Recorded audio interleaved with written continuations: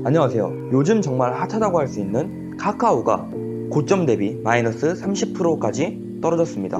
하지만 저는 아직 사지 않을 생각입니다. 그 이유에 대해서 말씀드릴 건데, 시작 전에 우선 이 내용은 전부 다 지극히 개인적인 그런 생각이라는 점을 참조해 주시면 감사하겠습니다. 카카오 주식 차트를 보게 되면 고점 대비 마이너스 30.92%가 떨어졌습니다. 4, 5월달 가격으로 돌아왔다고 할 수가 있네요. 사실 이렇게 보면 굉장히 매력적이게 유혹을 하고 있다고 느껴집니다. 누구나 생각을 할 테죠.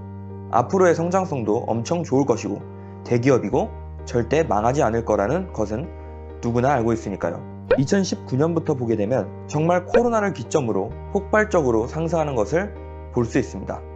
떨어진 현재 가격으로 해도 426%가 상승을 했습니다.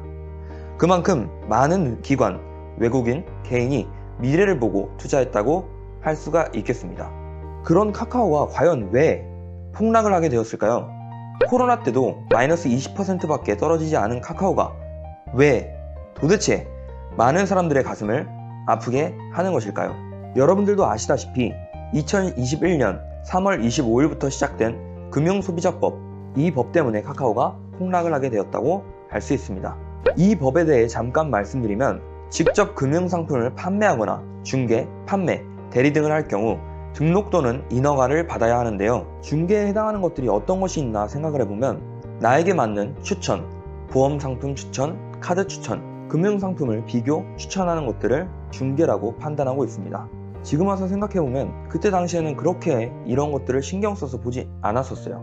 근데 한번 돌이켜서 보니까 정말 많이 봤던 것 같아요. 아무튼 이런 것들을 해온 카카오가 등록 또는 인허가를 받지 않은 상황입니다. 네이버도 물론 마찬가지지만요. 그럼 인허가를 받든 등록을 하든 하면 되는 거 아니냐 라고 생각을 할 수가 있는데요. 하지만 이 정책이 시행된 지 얼마 안 됐기 때문에 개인만 가능하고 법인은 할 수 있는 방법이 없습니다. 그냥 하지 말라는 거죠. 등록하면 이러한 사업을 꾸준히 할 수 있을 텐데 할 수 있는 방법이 없으니 그냥 못하는 거죠. 그리고 카카오가 이런 해당하는 영업들의 비중이 그렇게 크지는 않다고 합니다. 그런데 왜 이렇게 많이 떨어졌을까요? 그것은 일단 너무 많이 올랐기 때문이죠. 이건 누구나 어느 영상들을 봐도 너무 많이 올랐다, 쉬어야 된다, 조정을 받아 한 번 더 딛고 올라가야 된다, 이런 말들을 많이 하는 것 같습니다. 그리고 또 플랫폼 기업에 대한 규제들이 앞으로도 계속적으로 나올 것이다 라고 예상을 하기 때문에 폭락을 하는 것이라고 생각할 수 있습니다. 그럼 이제 제가 왜 카카오를 사지 않는지에 대해서 말씀을 드리겠습니다. 다시 한번 말씀드리지만 지극히 개인적인 생각이라는 점 꼭 참고 부탁드립니다. 일단 이번 규제에 대해 여론 또한 찬성하는 분위기로 흘러가고 있습니다. 500명밖에 되지는 않지만 표본을 늘리더라도 그렇게 찬반이 비슷한 정도이지 역전이 되지는 않을 것 같아요. 제 주변이나 기사의 댓글들만 보더라도 상당수의 사람들이 찬성하는 분위기더라고요. 독점 기업이라는 이미지들이 있는 것 같아요. 또한 김범수 의장님은 이러한 상황을 받아들이고 있으며 앞으로 근본적 변화가 필요하다고 말하고 있습니다. 제 개인적인 생각으로는 앞으로의 변화가 사업 관련 실적 및 사업 영역을 넓히고 성장성을 높이는 방향은 아니지 않을까 생각합니다. 일단 현재 정부 및 여론의 분위기가 독점이라면서 좋은 분위기가 아니에요. 그래서 앞으로의 변화가 미래 성장을 높이는 방향보다는 서로 상생할 수 있는 방향으로 바뀌지 않을까 라고 생각을 합니다. 그렇게 되면 미래를 보고 투자하는 투자자들이 좀 투자의 매력도가 떨어질 수가 있겠죠. 그리고 실제로 독점한다고 할 수 있는 사업들을 폐지하는 등 상생을 위한 변화들이 일어나고 있습니다. 하지만 저 또한 주가가 폭락하는 그 첫날 이거를 살까 말까 굉장히 고민을 많이 했습니다.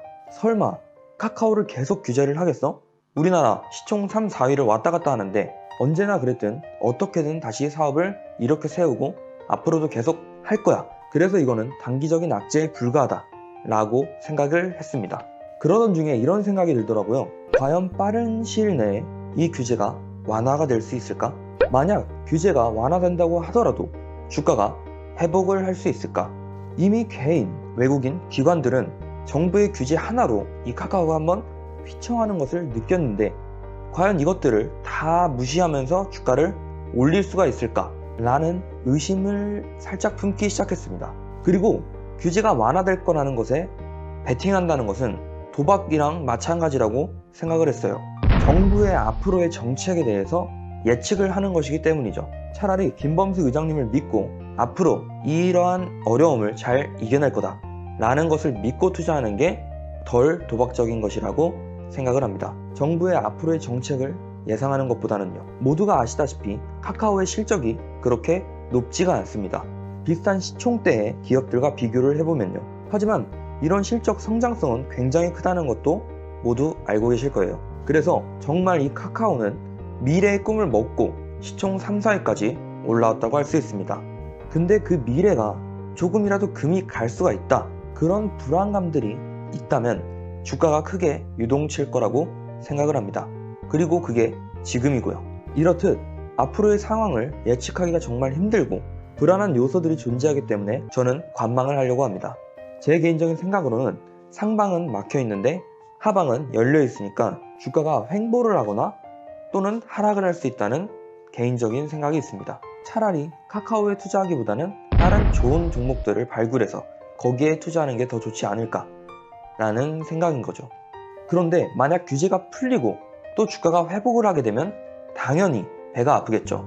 하지만 정부의 규제, 정책들을 예상을 하면서 예측을 하면서 투자를 하는 것은 제 투자 철학과 맞지 않기 때문에 이번 기회를 또 경험으로 삼고 한 번 더 성장할 수 있는 좋은 기회가 되었다고 생각을 하려고 합니다. 그리고 기억해야죠. 앞으로를 위해서. 여기까지 박 씨가 생각하는 카카오 투자에 대한 모든 것들을 말씀드렸습니다. 투자는 본인이 하는 것이기 때문에 그 책임 또한 본인이 져야 되는 거죠. 그 결정에 참고가 될 만한 것들, 전문가분들의 말이나 이런 여러 가지 정보들을 종합해서 본인의 투자 철학과 맞는 방향으로 투자를 하시면 된다고 생각을 합니다. 그럼 앞으로도 여러분들의 성투를 빌겠습니다. 저도 성투하겠습니다. 감사합니다.